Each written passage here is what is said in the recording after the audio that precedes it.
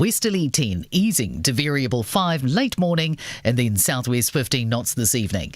The high tide at Auckland 2:15 this afternoon, and at Onehunga 5 o'clock this evening. Today, mostly cloudy with a few showers, mainly this afternoon though. Tomorrow, expect fine weather with fresh southerlies, a high of 24, and ahead to Sunday, another fine day. Today's high 25, currently we're sitting on 22 here at News Talk ZB. Talk back with Christopher Luxon on Kerre Woodham Mornings with pinnaclelife.co.nz. Easy online life insurance. Call 0800 80 1080. News Talk ZB. News Talk ZB, straight into it. 9:07. Kerre Woodham with you until midday. The Prime Minister Christopher Luxon in studio with us until 10 o'clock, taking your questions on 0800 80 1080. So get them lined up right now. It's our first catch-up of the year. It feels like... It doesn't feel like the first, does it? No. It feels like we've seen each other before that. I know. I think it's probably... But can I just say your hair is looking lovely today? I've heard Hosting giving you grief as I was coming in about you've had staff zhishing up the hair, and it's sort of like... I bet when young people are at radio broadcast school, they're not taught that. That's not something they're asked to do or trained to do. You might have to do the mad old tarts hair before you... I was hoping someone could do something with my hair, but I think I'm a lost cause. I think the three of them look magnificent. Now, the Prime Minister told Mike Hosking last week, we need to get the economy moving. We've got to take the barnacles off the boat, get it moving faster. We've got a rolling thunder of announcements to get the show on the road. Announcements. That's what we used to give the Labour government grief for. Do you think that you've overpromised and underdelivered? No, I think the reality is it's incredibly hard for New Zealanders, right? If you think about the last 12 months, it's been very, very tough. Yeah. Food prices have been, up, inflation's been up, interest rates have been up. New Zealanders feel confident. We see it in that they're saying, look, things are going to get better. But actually right here, right now, I don't see it and I don't feel it enough. And lovely, so that's lovely Penny from Coffee Theory downstairs, husband and wife coffee shop. And she's like, I know things are going to get better, but when? Can they get better faster? Because it has been a tough couple of years, but it's been tough before that as well, which is not of your own making. You came in saying, we will fix the economy. And we do. I think we all accept that the economy has to be strong before we can all do better collectively. Yes. But when? Yeah, so it is. So, the first thing you got to say is, look, it has been tough. There's no doubt about it. We've been in a recession that's something like we've not seen since 1991.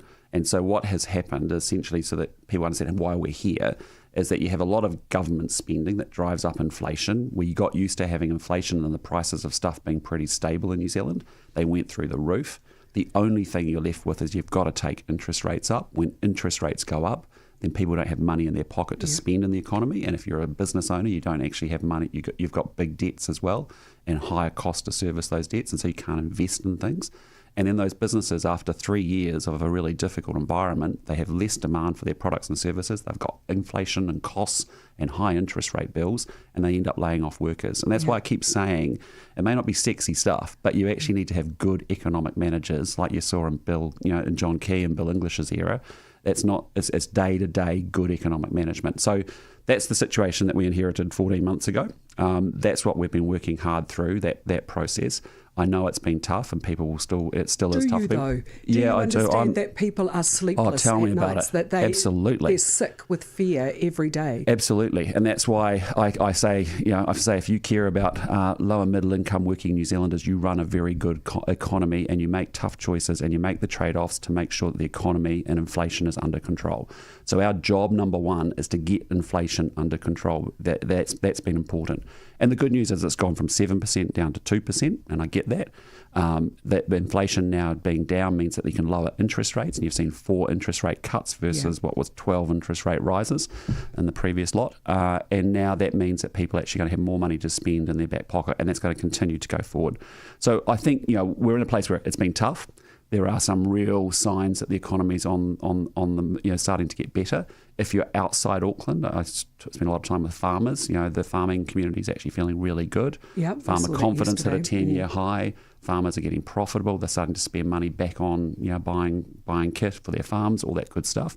But we're seeing good exports up 17% in December. We had jobs growth for the first time in December, January. Manufacturing growing for the first time in 2 years. Services starting to get better. Tourism up 12%. So I describe it to someone like it's a bit like a lawnmower. For the first year we're pulling it and nothing's happening. It's not sparking and it's not firing up. And then it starts to pull, you pull the cord and actually it starts to sort of splutter a bit. And then we're in a place where, as you've heard from the Reserve Bank Governor, as we go forward through the course of the year, we now have inflation under control, which is really important, something that we did for 30 years and then we lost formation under the last government. But we've got that back under control. You've got interest rates coming down, which will give more money to people's back pockets. And then importantly, you've got growth starting to lift and rise through the course of the year. 72,000 Kiwis couldn't wait. They couldn't, they've gone. And these are productive, hard-working people with skills. Well, that's right. I mean, they couldn't wait. Yeah, it's basically, the numbers are, we've gone from 43,000 New Zealand citizens have left New Zealand to 47,000, 23 on 24. That's just the stats and the numbers. But the bigger point, you're right, is that that's why we have to build the economy right so that people can work hard and get ahead. They actually do feel safe living in New Zealand. Their kids are going to get a world-class education competitive to what they get in other parts of the world, and that their parents can access timely quality healthcare. But where do these jobs come from? Because I've been told by construction companies and the big civil engineers and the like that it's all very well and good to have a look at projects and see whether they're fit for purpose, that they are going to benefit future generations. Everything stopped in 23 and there was no pipeline. Yeah, but what I'd say now is we have $148 billion worth of projects for the Infrastructure Commission. We've got $33 billion going into roading projects right now. Well, they have started. So, I mean, not enough. No, we've had phantom projects like Auckland, what was it, Auckland Light Rail, Let's Get Wellington Moving, harbour crossings, no real projects. A lot of consultants working on those projects for sure. But you are right. What we're looking for is a proper pipeline of projects over 30 years that are well defined, just like they do it in New South Wales, because then those construction companies do know that they just don't have one project, but they've actually got a series of projects they can roll forward to. For 40 years, 20 years. But we've done that. We've done that really badly in New Zealand, and that's why we've got an Infrastructure Commission delivering us the 30-year pipeline, not of post-it notes and ideas and bumper stickers, but actual proper projects that the country really needs. So that if a new government comes in, they can add on. That's exactly the point, Kerry, because one of the big problems that we've had in this country is that the politicians will change and then all the projects change. Yeah, that can't happen. And the point is they shouldn't be things up for discussion. No. They're not political things, they're actually New Zealand things. And that's been my immense frustration, is that often we think so short term, and with our short political cycles, it shouldn't be a debate about extending the road from Cambridge to Pieri, for example, that goes on, off, depending upon which government's in power. That's insane. So that's why I took, Chris Bishop, Shane Jones, Simeon Brown to New South Wales to actually meet with Labour and Liberal premiers over there, past and present. Shouldn't you have taken some of the Labour? Well, that's what we have tried to do as well, is reach out then to the Labour finance minister or finance spokesperson, Barb Edmonds. Who's great. And she's come forward and said, right, I support what the government's doing on public-private partnerships, and I've got an investor summit, and I really want them to be, Barb to be involved in that as well. Yeah. Because I think that's been part of the problem, is that if I go to New South Wales, you've got a list of 30 years of projects that are well defined. Yes. And then you might have an economic cycle that says I can spend only a certain amount of money or can spend more money when the economy is doing well. But the projects are not in dispute, and it doesn't matter which party's in power. So I want that to be independent of the governments of the day, because Auckland Light Rail was a classic, right? Yeah. $250 to $300 million got spent on that project, right? Think about it, $300 million over 6 years, and not a single track was laid and not a single route was agreed. Yeah. Montreal had the same problem, and they started a year after Auckland, and they completed it within 5 years, and people are using that light rail technology, transport system. So we have to look at things for the long term, and often we've been so short term and so tactical, and we get some money for a project, and the project comes to an end, and then you've got, for example, here's a good... No, I'm going to stop you because... well, a good conversation to get into, but you're right. Yeah, you can stop me. It is a good conversation, but we also need to have Labour involved in those conversations. We do, and actually, it's funny you say that. I spoke to Chris Hipkins just 2 days ago and said, mate, there's actually a lot of things that are New Zealand things that we should have a very strong bipartisan view on.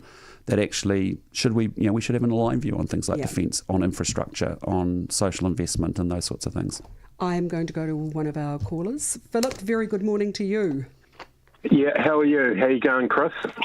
Good, Philip. How are you, mate? He just took a quick slide. Good. Hey, look, I'm in my 50s, and to be honest, I was a Labour voter. I was a Labour voter my whole life, but you guys, I switched to you guys last year because past government had no vision.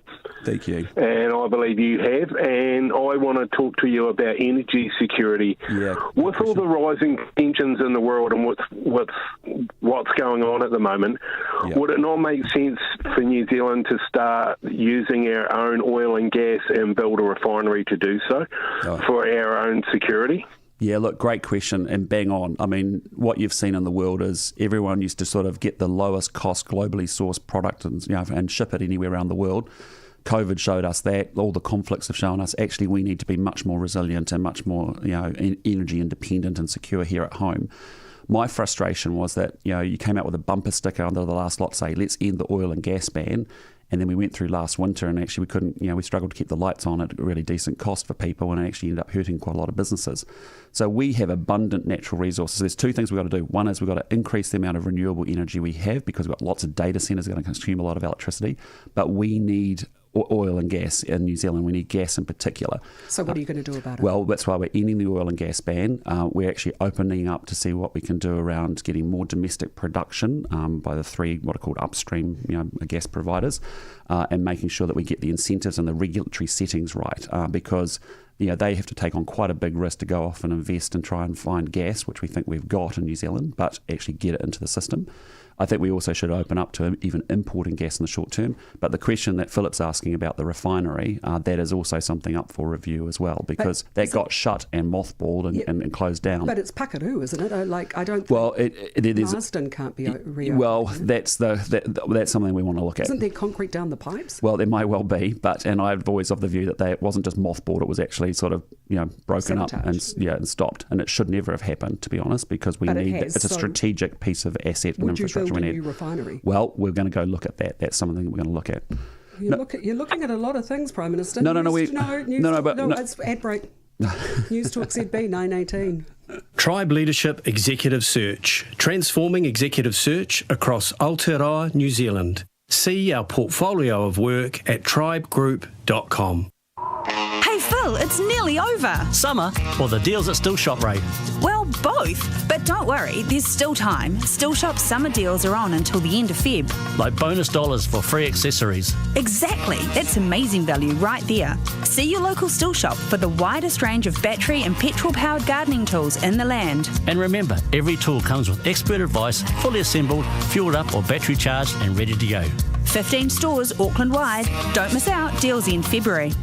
We're proud of our country, mountains and streams. Jenny & Homes is New Zealand's most awarded master builder brand. Here's what some of the other judges had to say. Wow! Wow, look at this! Wow, Mum, my room's amazing. Industry judges are one thing, but the judges who matter most to Jenny are the Kiwi families who trust them to bring their dreams to life. Find your wow at jennyan.co.nz.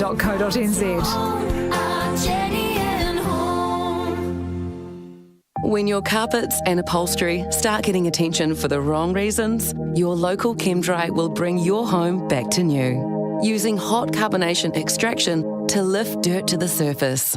And less water for a clean that dries in hours, not days.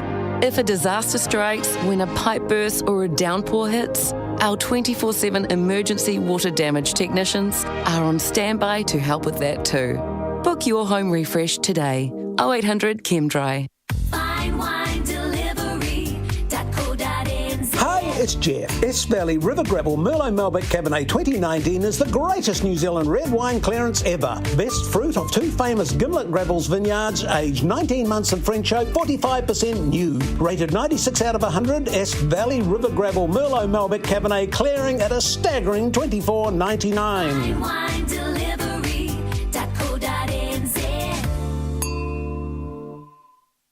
Calling all plumbers, gas fitters and drain layers. Apprentices are in high demand and they're being scooped up fast. If you want to grow your business and expand your workforce, you need to act now. Masterlink, owned by Master Plumbers, is New Zealand's largest apprentice training scheme, specialising in plumbing, gas fitting and drain laying. And they've got top quality apprentices ready to hit the ground running. Don't miss out on this opportunity to grow your team. Go to masterlink.co.nz today before someone else gets the apprentice you need. Kickstart your Saturday with Jack Tame.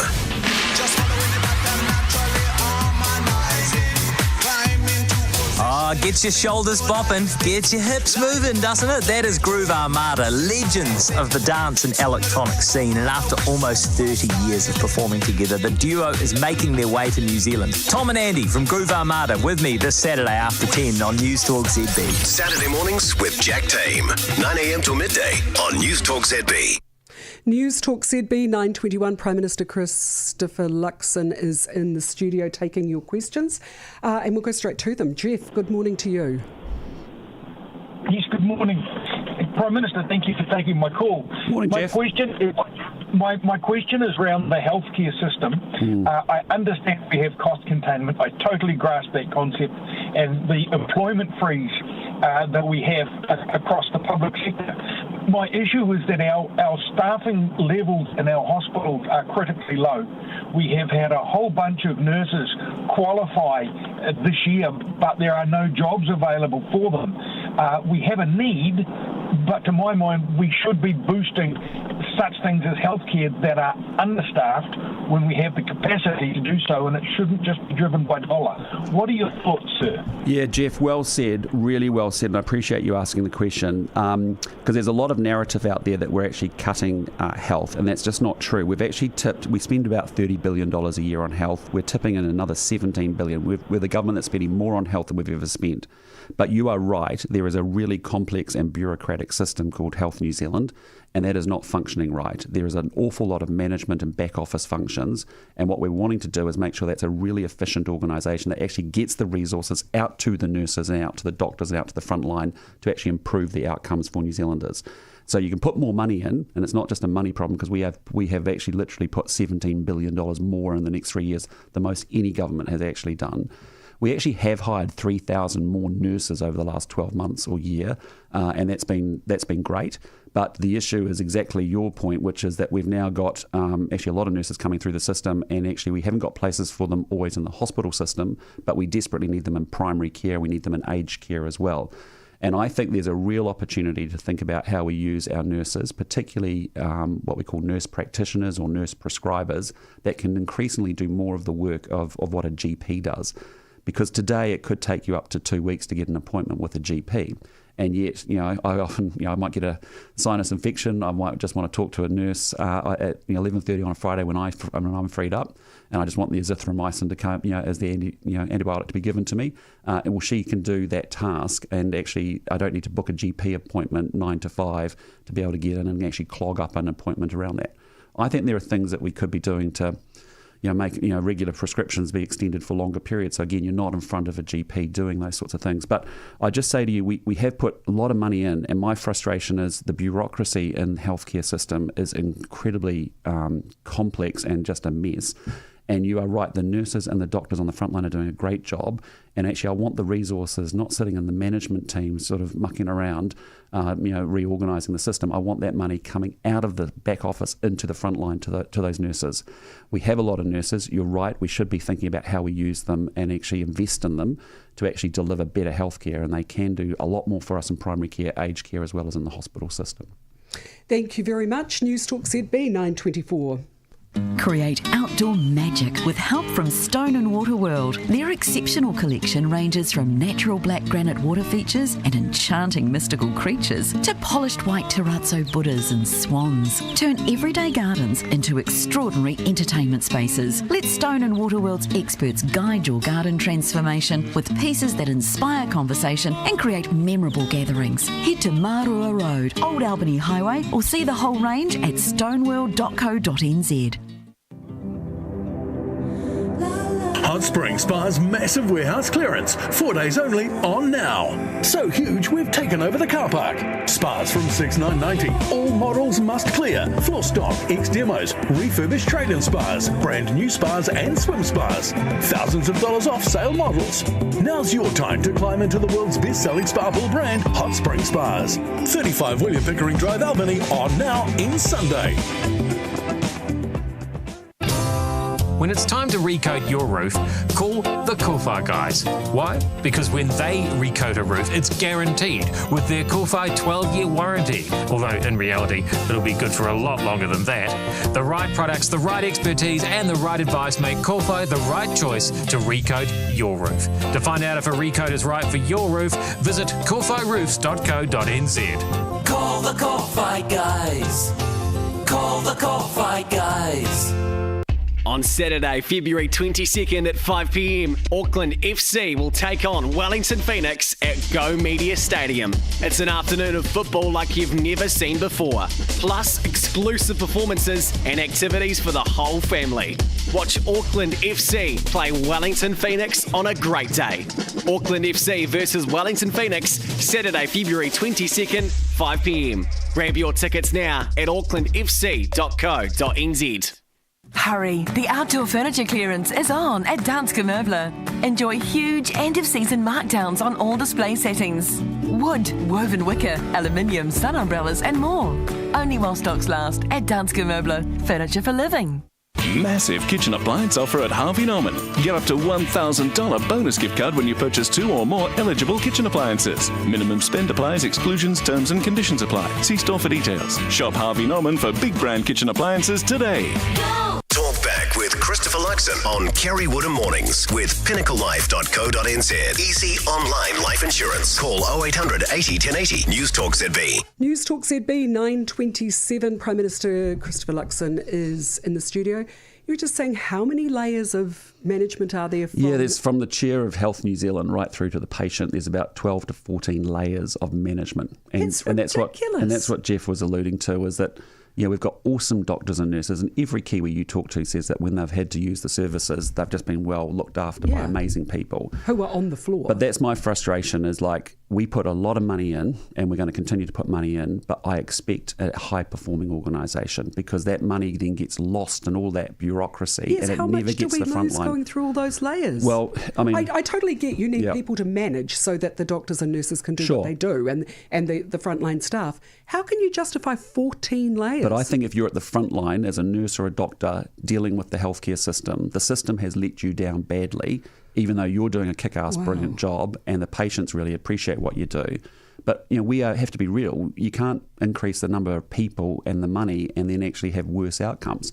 The amount of time people are waiting in emergency departments, in part because they can't get the GP access, right? So let's not just focus on the hospitals, think about the primary care system, that's what Dr. Reti talks about, isn't it? Right from primary care through to the hospital, it's a continuum. To then post-hospital care and home care. It needs to be seamless. Yeah, so watch this space, because Simeon Brown's my fix-it guy, and that's what he's there to do. And I'm telling you, when you've got urgent care and you can't get to a GP, what do? You go to an emergency department. Well, then you didn't need to be there. You could have been treated outside that system, which then would have meant that we could get to the people that we really need to get to in emergency care. So it's incredibly frustrating. You're probably sensing my frustration about it as well, is that it's not just a money problem, and we saved all that money last year in the last year's budget, and we put it into those frontline services, but we've got a lot of work to do there.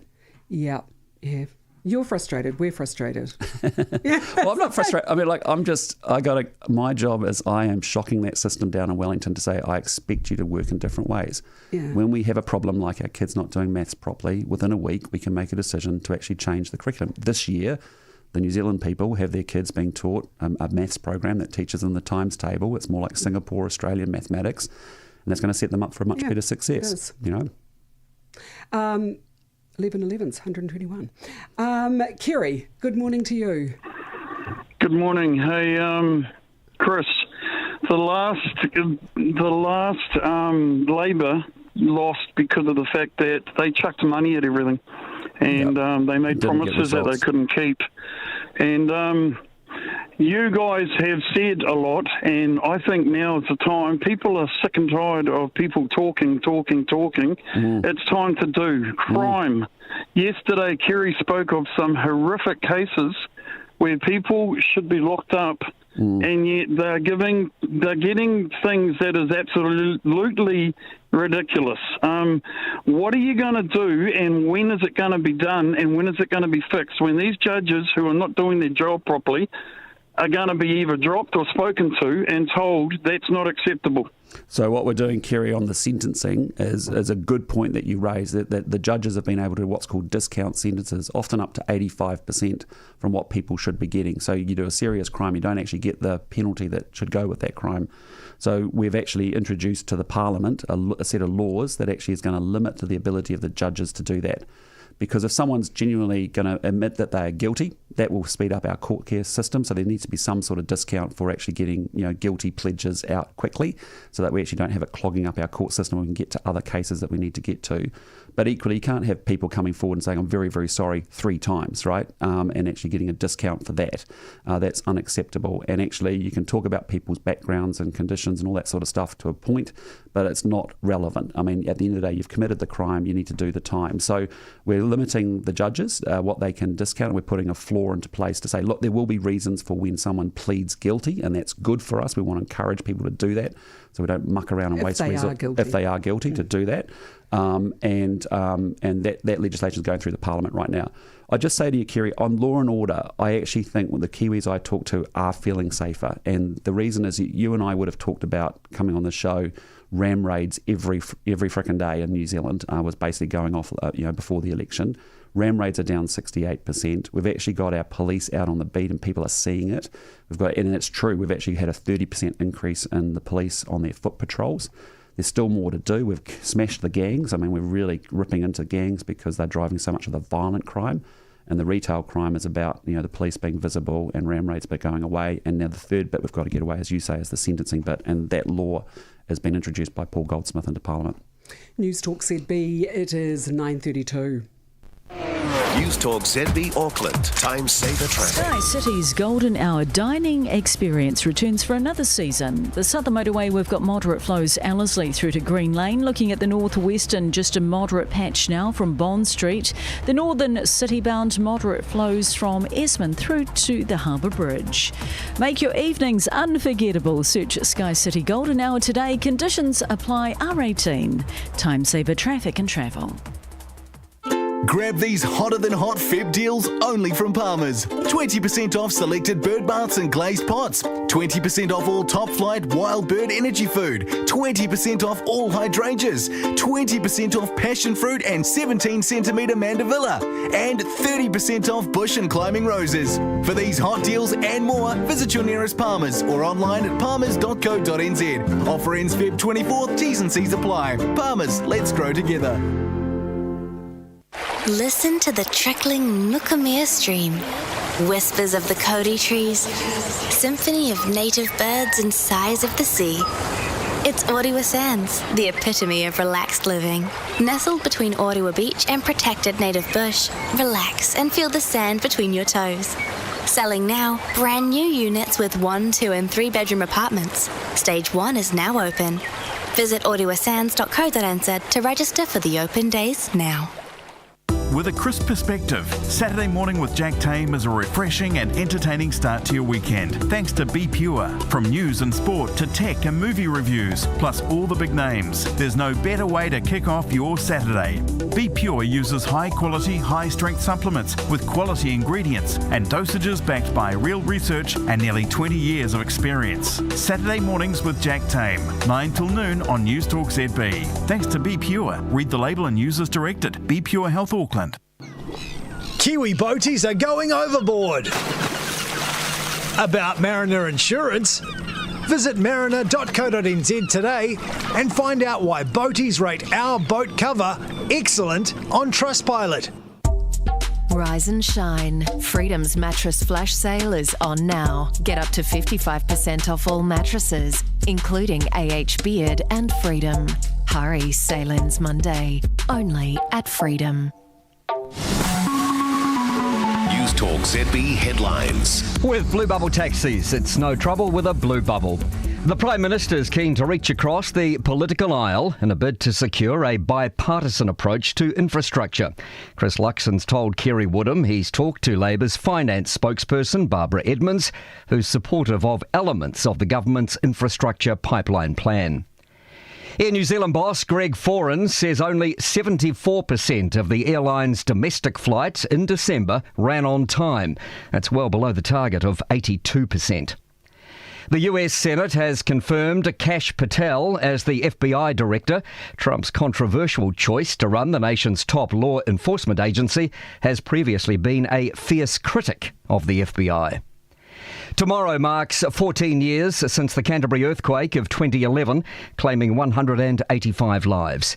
Each of their names will be read aloud at a ceremony at the National Memorial on the banks of the Avon River tomorrow. New Zealand first woke bank bill drawn from ballot, but not backed by National and ACT yet. Find out more on that story at NZ Herald Premium. Back to Kerre Woodham. Malcolm, thank you so much. It is 23 minutes to 10. Prime Minister Christopher Luxon in studio taking your calls. Lisa, a very good morning to you. You're a primary school principal. Yes, good morning, Kerry. It's Lisa Hill. How are you? Very, very well, thank you. Hey, Lisa, how are you? Oh, good morning, Chris. Nice to talk to you this morning. I'm just driving to the airport, heading for a meeting down in Wellington. My question is, as a principal, and I've got 9 years under my belt, loving the job, but my concern is around our teachers, wondering what they're doing to improve the training of our teachers, especially when they've done 3 years at a degree and then they come out to teach and they have 1 year to be ready for the classroom. They're just not ready for the... Yeah. Look, okay, your phone's breaking up a little bit, Lisa. I got the Lisa, sense of what Lisa's saying. Firstly, Lisa, thanks for what you're doing. It's an incredible job, and I understand it quite well because Amanda, my wife, was a primary school teacher for a long period of time as well. Look, there's a couple of things going on. You're right. I mean, we had 40% of our Year 4 teachers saying they were unconfident to teach maths to 9-year-olds in this country, and as a result, they teach less maths. And so they can often do the degree, but what Lisa's really talking about is how do we get them with classroom experience, which is actually what the old teachers' college system used to do versus what the university system's doing. So there is a lot that we have to do. At the moment, we've obviously, as you know, we've done half our primary school teachers teaching them structured literacy. We're doing that in situation while they're out there teaching and upgrading their skills now. We've got another half to get through this year. We've put a whole bunch of resources into the primary school teachers to sort of push it along really quickly to get the maths curriculum implemented this year, which is actually happening. And we're trying to get those resources out. We've now said, and the Teachers' Council actually was very good when we had those terrible maths results where 80% of our kids are not where they need to be on maths going into high school. A succession of terrible maths results. Yeah, but they've now come out I thought it was a very good move to say you've actually got to have sixth form Year 12 maths to go to become a primary school teacher, which wasn't previously the requirement. So no wonder our teachers aren't set up for success to teach mathematics. And mathematics we need to be able to teach well so that we can do all the other things we need to do. So we're putting resources into the teachers, as you would have seen on the maths curriculum and on structured literacy, which is the one way we want to teach all our kids to read. So how will you get more teachers in classroom time? Well, that is a genuinely good question, which is, do we go back to what we had around teachers' colleges, or do you find ways to get more section time with primary school teachers out into the classrooms? Yeah, probably section time. And it is more section time, I think, is what teachers actually need to be, emerging teachers need to do, because you can be very brain smart at a university, great at writing an essay, but if you're not good with the kids in the classroom, you're not learning from experienced teachers, that's a problem. Is section time the answer, Lisa, do you think? I'm in the situation where I've taken on a beginning teacher, trained that way because it's really hard to get teachers, and she's had 14 weeks in a year to prepare her for the classroom. She doesn't know how to administer the test. She hasn't got the curriculum knowledge. I trained in 88 to 90 at Palmerston North College of Education, and we still in 3 years didn't get enough to face the rigours of what is happening, and I really admire the things that are coming in at the moment, but when we know that our workforce are really stretched, principalship, I've had, before I got in my car to come to go to Wellington, I've done 3 home visits to try and find out where our tamariki are and why they're not at Well school. done you, good on you. There's just not, but I don't have enough time in the day. I'm covering CRT, principal release, and I'm trying to manage all of that. And the biggest thing is we can't teach children if they're not in class, but we also can't teach children adequately if our teachers aren't trained. And I feel really sorry worry for our beginning teachers because they are not set up for success, and that's why they leave after 2 years. Yep. Because it's just too hard. Yeah, and the practical and classroom skills are really critical for their success. You can't just be book smart intellectual about that. So that's the conversation we've got to have about what do we do, because you can't. I mean, do you want to go back to a 3-year teachers college kind of setup, or do you actually find a way to use the system we've got? Because we can take years to do that. It's going to take years to get that system back in place again. No. But the question is, we don't have time, so we're trying to sort of change the wheel while we're driving the car by getting immediately resources into teachers. But Lisa's just hit the nail on the head, hasn't she? She's got a lot on her plate, and she's now having to spend time doing the training that should have been done before the teachers show up in the schools. And not everybody's going to have a Lisa that's going to look after them and mentor them. But I just have to say, in the first 12 months in education, what are we trying to do? Lisa's right. We've had 45% of our kids going to school regularly. Most countries are at 85%. Then you've had really abysmal reading scores. Half aren't ready to go to high school at the level they need to be. 80% of the kids aren't where they need to be on maths. So we've made some conscious choices to say we've got to focus on attendance. We've got to focus on maths, and structured literacy, which is teaching our kids to read like we did with phonics and all that good stuff. We've got to then continue. We've tried to jerry-rig to get the resources in, and we've got to make sure that obviously we deal with the teacher quality and training that we're going, so they're set up for more success. News Talk ZB 19 to 10. Exotic calopa is a threat to the coastlines we love round the Auckland region. It can move fast, covering the ocean floor. It can kill precious native marine plants and affect the marine life we love, like snapper and scallops. Exotic calopa is a fast-growing invasive seaweed that's already been found in parts of the Hauraki Gulf, Bay of Islands and Coromandel. Together with Auckland Council and Biosecurity New Zealand, you can help stop the spread of exotic calopa, especially if you're a boatie. Try to avoid disturbing the seafloor in infested areas.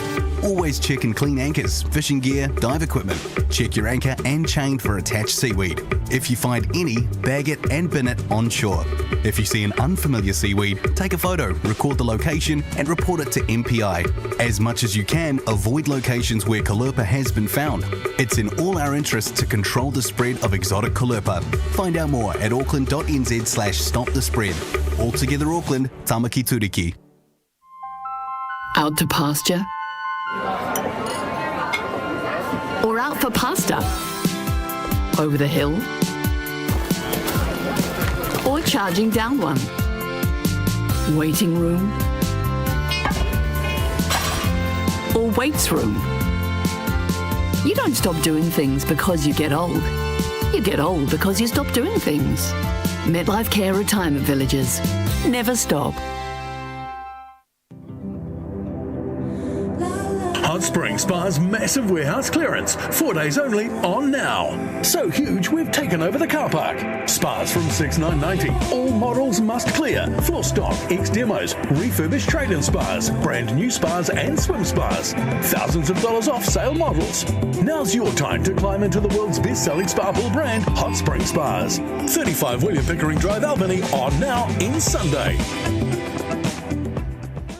Create serenity in your garden with Stone and Water World's elegant water features and Auckland's finest collection of water lilies and lotus plants. Turn your outdoor space into a peaceful retreat that refreshes the soul. Visit Stone and Water World, Marua Road or Old Albany Highway. Gilmore's fast food promotion is on now. Save on your business essentials from fish and chip must-haves to burger basics. Plus, shop and be in to win $5,000 of store credit. T's and C's apply. Head to your local Gilmore's store or shop online. Christopher Luxon taking your calls on 0800 80 1080 on Kerre Woodham Mornings with Pinnacle Life. Get a life insurance quote in just 30 seconds. News Talk ZB. News Talk ZB. So many questions from so many people. Some great questions. There's some great questions. Yeah. Hey, one thing that really, really jerks my leash is Destiny Church. Hate speech, bullying, assault. What's the government approach to this gang? Could you please assess their charity status and recommend IRD audit their activities? Yeah. And could they please have their patches removed? Yeah, utterly unacceptable, eh? I mean, we want to have free speech in New Zealand. We want people to be able to protest. They should be able to do that peacefully and respectfully. Totally. But what we saw on the weekend, the intimidation of council staff in a public facility, utterly unacceptable. And children. So I know there's a police investigation going on around that, which is exactly where it should sit because that is a problem. And also, the charities registration and whether the people are rorting the system is something that we and Nicola Willis and I have spoken about even again yesterday. So watch the budget. That's when we get all our financial stuff sort of sorted around taxation and around all of those sorts of charity status, all that sort of stuff. We'll look into that. And in budgets, do individual organisations get named as not being charities anymore? Well, I mean, it's just there's a whole bunch of different organisations that might set up different structures to present as a charity but actually aren't doing charitable work. No. And so that's the stuff that we are very hot on, that we've got to say there are genuine charities doing great work and that they should be protected and have some benefit around that. But there are other bits that we've got to say, no, actually, sorry, you're not meeting that criteria. But it's things like the David Seymour's bill that create this kind of division and dissent and them and us and embolden.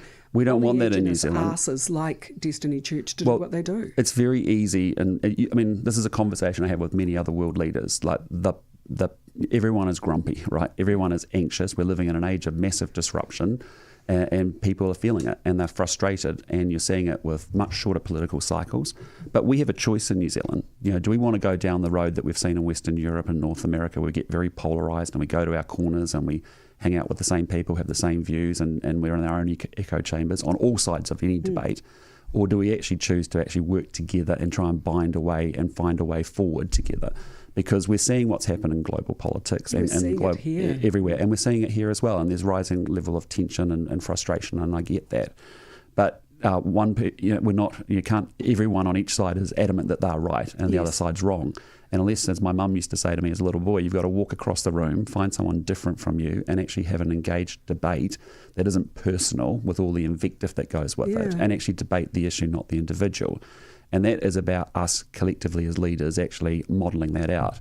And that's why I keep saying I ask all political leaders to watch their rhetoric, and actually, because it's easy to go fire up a bunch of people and make them angry. Anyone can do that. In Parliament, there's so much time wasted on petty point scoring like Aotearoa New Zealand, and Yeah, well, I'm telling you, the New Zealand people want this government and their political leaders focused on the issues that matter to them. And that is why I keep saying growth this year. That's what's going to help. Okay. Law and order, public services. To our questions. Oh, goodness, I'm going to try and rip through as many as I can. Hi, Jake. Hi, good morning, Kerry. Good morning, Prime Minister. G'day, Jake. Right, I'll keep this very brief. I like to hassle. I'm in Wellington. I like to hassle Chris Bishop a lot. I'm not sure he enjoys it. Anyway, this is an issue that will matter to all New Zealanders. I've seen my private home insurance go from $431 a month to $880 a month in 3 years. So AA of insurance have increased at 100%, and then council rates have gone up about 30 or 40% in the last few years too. And on the current trajectory, for example, an $8,000 rates bill and at 10% a year with the council, Lower Hutt Council, will go from $8,000 to $16,000 a year, and my insurance will increase to $23,000 a year in 5 years on the current trajectory.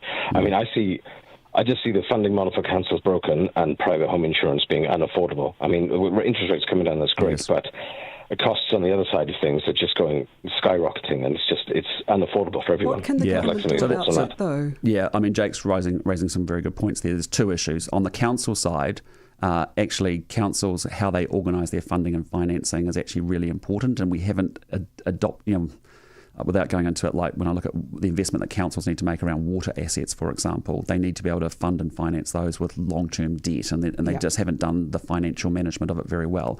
You saw that here in Auckland, the proposal for a 26% rate rise. We did a deal with the mayor and got water care sorted, and the rates came down to 7%. In Wellington, where Jake is, it's actually crazy. The water assets aren't well managed, and as a result, council just keep getting money out of short-term reserves rather than getting the funding and financing. So there's a lot that we can do there.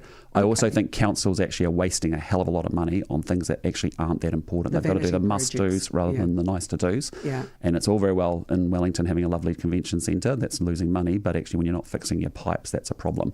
So there's some things around what's called the funding and financing and how we do what's called balance. So you can actually do something. And we have done, and we're also publishing scorecards now on council so that we're actually really clear to the ratepayers about what they are and getting versus other councils' performances. And we've talked even about rate caps, for example, to force the councils to make tougher decisions, like families have had to, businesses have had to, and even central government we're having to as well. So there's an issue around councils, and then there is an issue, as Jake said, about is there a different mechanism by which we actually they can raise revenue as well? But I want well-run councils that are managing the costs and the budgets well, and often there's not enough financial literacy in the councils to do that job well.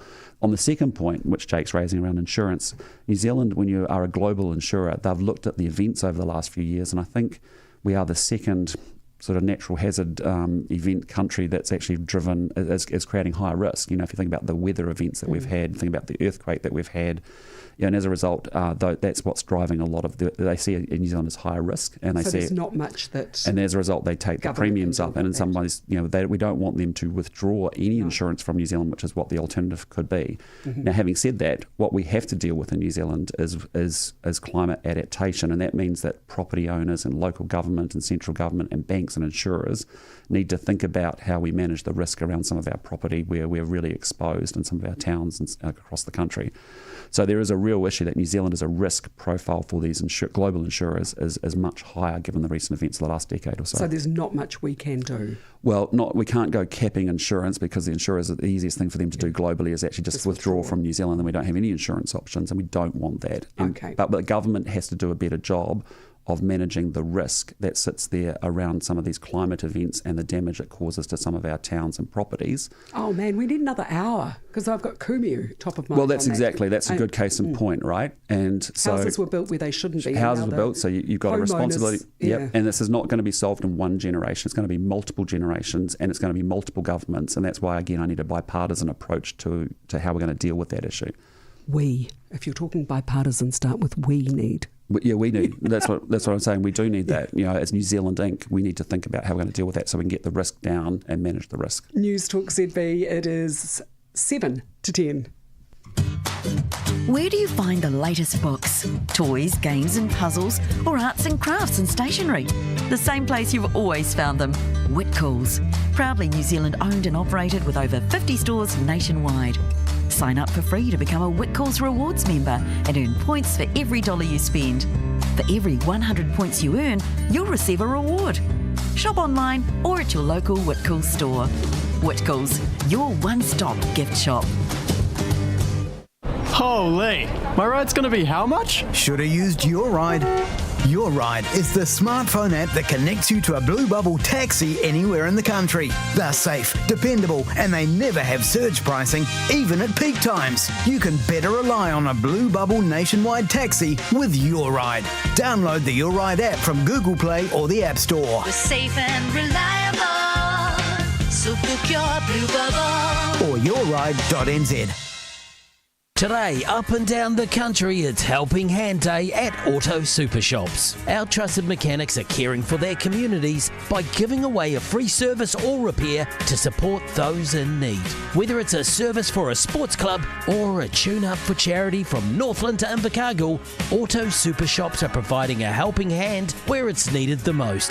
Auto Super Shops, caring for our communities this Helping Hand Day. It's the place to stop, your Auto Super Shops. We're New Zealand's mechanic. Kiwi boaties don't tend to go overboard. So when over 1,600 of them rate Mariner Insurance as excellent on Trustpilot, we must be doing something right. Easy, simple and competitive is what we hear over and over. With Mariner, you only pay for the cover you need, and if it goes on the water, we're likely to cover it. So visit mariner.co.nz today and find out why we're New Zealand's favourite specialist boat insurer by a nautical mile. Here's what you need to know. General Finance is a Reserve Bank licensed non-bank deposit taker. You can find deposit rates, credit rating and their product disclosure statement online. Now, here's what you'll want to know. General Finance can help you earn strong passive income from 4.5% up to 6.65% per annum when you invest for any period between 3 and 60 months. You've worked hard for your money. Now, make your money work hard for you. generalfinance.co.nz. News Talk ZB, that's it. Gosh, it goes quick. We do need another hour, really, don't we? We do need, because it's actually... You love it. Well, I actually really do, because I love this format, because actually so much of my life is dealing with the Press Gallery in Wellington, and it's a 3 to 6 second grab on the 6 o'clock news, and from that people form our impression of what... And actually you need to get into these issues and unpack them more, because I think New Zealanders really do actually want to understand well, what is the reality of where we are, and more importantly, what's the plan, and how are we going to get it out of where we are? Yeah. And so I really do appreciate the opportunity, and I'd happily go for longer, because actually there's some really good, like that last question around insurance and rates. Yeah. There's a whole bunch of thinking behind that actually and backstory and context that people need to understand. And part there's human stories. Yeah. But the important thing is. The issues often can look really simple from the outside, but there's often complexity in there that you're trying to work your way through. If it was simple, it would have been solved. And we don't want to hear about complex and difficult, do we? As an electorate, we want you to do a Trump and just sign executive orders and make stuff happen. A presidential system with executive orders would be very fascinating, but we have an MMP parliamentary system in New Zealand, and that's the system the New Zealand people have selected multiple times. And my job is to make it work as best as I possibly can, to focus on getting the system to deliver for them. Is it harder than you like? Because you're into it now. You're right down in your overalls, covered in oil and crap from the sewerage 20 pipes, hours a day, trying to get the infrastructure of the country fixed and up and working for everybody. Yeah, is it harder than you thought? And no, it's. Do you get brassed off that you're not getting more gratitude? No, I don't care, because I came to politics 4 years ago because I love the country. I lived overseas for 16 years. I think it's got tremendous potential, and I think we're going down the wrong road. So I've come there saying I don't want to get to 90 years old looking back saying maybe there was something I could have done or offered or helped with. So no, I'm loving the job. I'm really, I'm into the issues because they're hard issues to sort through, but they need to be dealt with because I think we have a fantastic future, and we've just got to get through the pain and get to the other side and get some tough decisions and things sorted. How much more pain? These things have all accumulated. The things we've talked about today have accumulated over many years, right? But how much more pain? Well, I think we're seeing signs of improvement, right? We really are, and we can get to the other side. You're seeing, inflation down, interest rates coming down, growth going up. That's good, but we've got a bigger opportunity today. How do we do more? This is your choice? Zach Bryan, 9 Ball, fantastic song. You hip cat, never heard of it. Prime Minister, lovely to see you. Good to see you too. Get up to 4 free panels with Lightforce Solar. Plus, earn AirPoints dollars on any purchase. Install 10 or more panels and get 2 for free.